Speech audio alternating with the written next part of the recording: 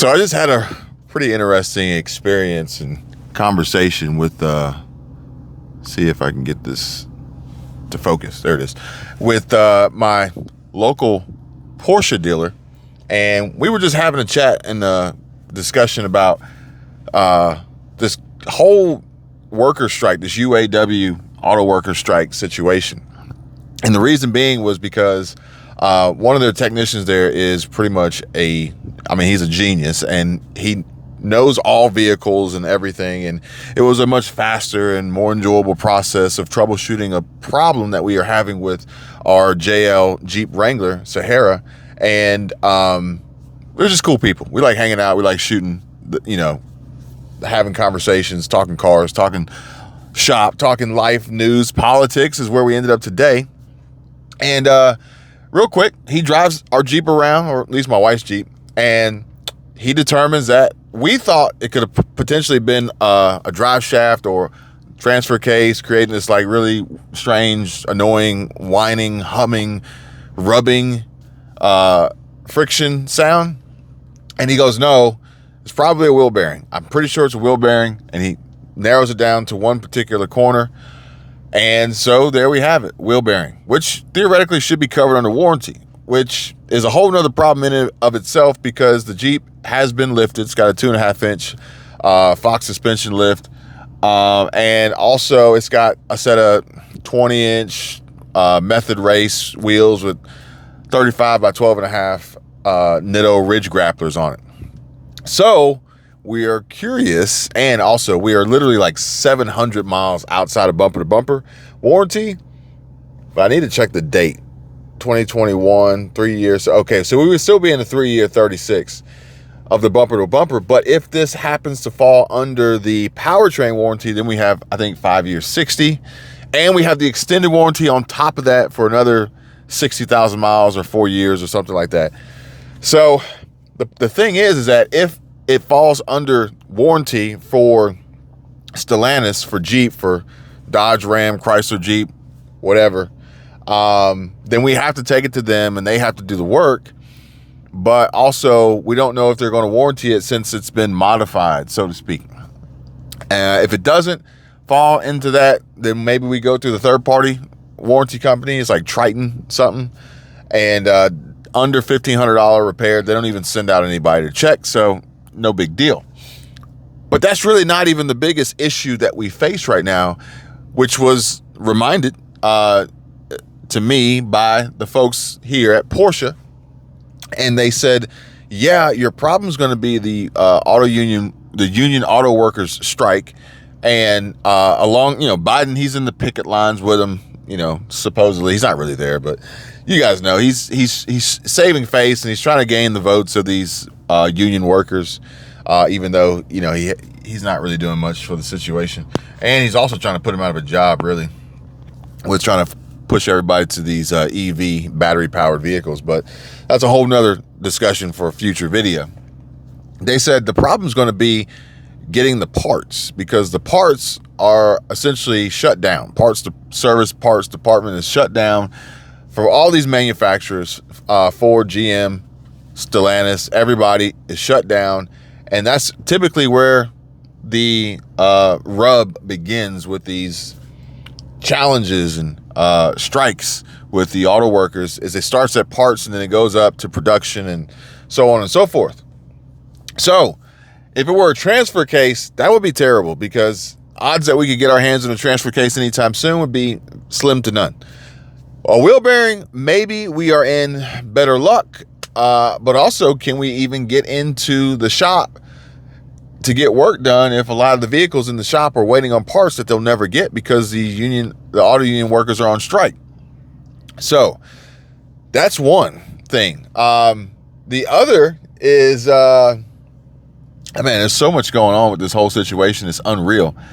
But they went to one of the guys, he went to go get a battery for his Camaro. He's got a Camaro ZL1, and it's getting some work done, but it's been sitting for a while. I think he says it's been sitting for like 2 months waiting to get work done. And he went to go get a battery.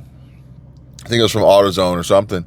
And the guy at AutoZone said he got the last battery, and they're not going to get another battery for like another 2 months. So I guess the batteries are connected to the union auto workers as well.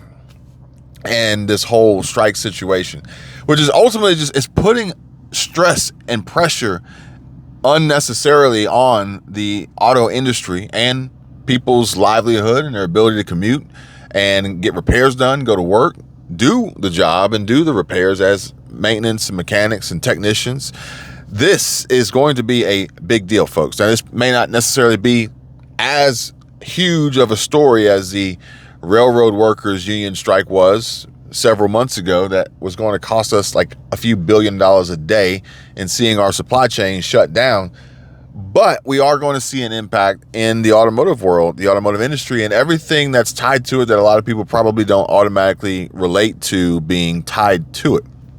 And odds are probably going to see some price increases for limited availability of time and consumables and commodities such as wheel bearings, transfer cases, batteries, you name it. Anything and everything related to the automotive industry and world is probably going to go up in price here soon. And we don't know how long this is potentially going to last. Granted, I think the railroad workers had a deadline, and then that deadline kind of got extended. But from my understanding, from the way it was explained to me, is that the auto workers have a budget. They have a reserve of funds, a safety net for an emergency like this situation here that they can use to deploy to cover the costs of strikes.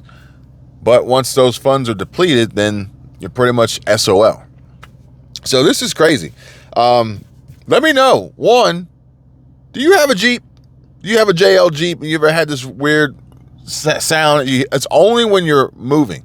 You know, you sit in neutral or park and you give the throttle and it's not an engine sound. All right. It's moving, rolling. Could have been like a caliper, maybe sticking and a brake pad rubbing on the rotor. Could be drive shaft, input shaft going into the transfer case. Could have been a wheel bearing. Could be anything. Could have been tires, but the tires are pretty new and they're good tires. And yeah, I don't think it's the tires. So it's almost like it's weird because you don't really hear it outside the vehicle. You only hear it inside the vehicle because I think you can feel it, which is kind of strange. But it's kind of like if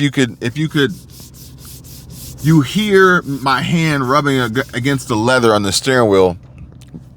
I don't know how to explain it. It's not really loud. It's just like this faint sound, but it's really annoying. And if it's a wheel bearing, it needs to be repaired and replaced so it doesn't become a major issue and a potential hazard. So the Jeep will be parked. We will be driving the Porsche Macan until we can get this problem resolved. But until then, we will have to keep an eye on this union auto worker strike and see where it goes.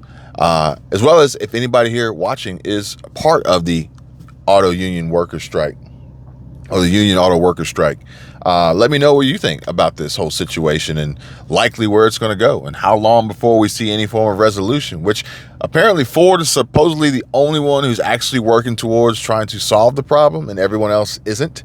But is this just, again, like Biden being in the picket lines to save face and look good for voters? Is this Ford, knowing that they're not going to reach negotiation, but at least putting it out there like they are, so that, they can continue to create a certain image for their brand and, as far as customer loyalty and reputation.